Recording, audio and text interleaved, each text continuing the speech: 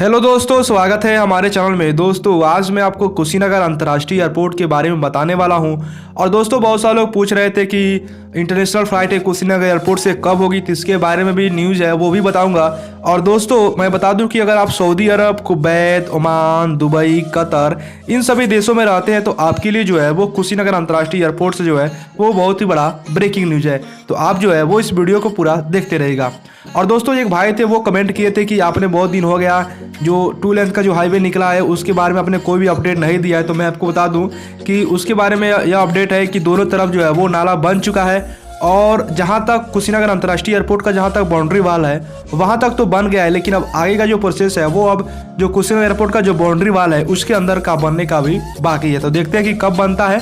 अभी उसका जो काम है वो अभी बहुत ही ज़्यादा बाकी है। तो ये रहा वो 2 लेन का हाईवे के बारे में। अब दोस्तों बहुत सारे लोग बोल रहे थे कि उद्घाटन तो हो गया है कुशीनगर एयरपोर्ट पर, इस समय क्या चल रहा है, क्या स्थिति बन रही है कुशीनगर अंतर्राष्ट्रीय एयरपोर्ट पर। तो दोस्तों मैं आपको बता दूं कि पिछले सप्ताह जो है वो स्पाइस जेट कंपनी के जो है बहुत सारे जो कर्मचारी थे वो कुशीनगर अंतर्राष्ट्रीय एयरपोर्ट पर आए थे और कुशीनगर एयरपोर्ट का चारों तरफ से घूमकर मुआयना भी किया।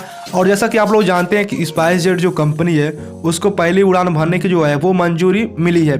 हालांकि ये जो मंजूरी मिली है वो सिर्फ अभी डोमेस्टिक के लिए है और 3 शहरों दिल्ली, मुंबई और कोलकाता के लिए जो है वो कुशीनगर एयरपोर्ट से उड़ान होगी।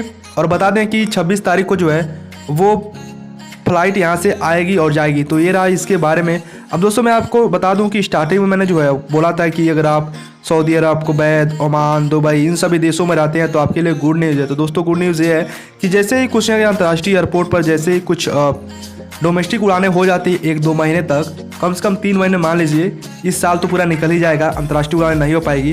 तो जैसे ही उड़ानें हो जाएंगी, कुछ अनुभव हो जाएगा कुशीनगर एयरपोर्ट को, उसके बाद से जो है वो इंटरनेशनल फ़्लाइटें जो है वो शुरू कर दी जाएगी। अब इन देशों में जो है वो जापान हो गया, नेपाल हो गया, म्यांमार हो गया, बर्मा हो गया, जितने भी कंट्री है सभी कंट्री से जो है वो कुशीनगर एयरपोर्ट जुड़ेगा। खासतौर पर जितने बौद्धिस्ट कंट्री है उनके साथ तो जुड़ेगा ही जुड़ेगा। और भी जितने सऊदी अरब, कुवैत, ओमान, दुबई इन सभी देश है इनके साथ भी जुड़ेगा। तो दोस्तों अभी जो है अगर आप आना चाहते हैं एयरपोर्ट पर कुशीनगर तो अभी तो कोई फ़्लाइट नहीं है, लेकिन एक तरीका है जिससे कि आप कुशीनगर एयरपोर्ट पर आने का जो आपका सपना है वो पूरा हो जाएगा।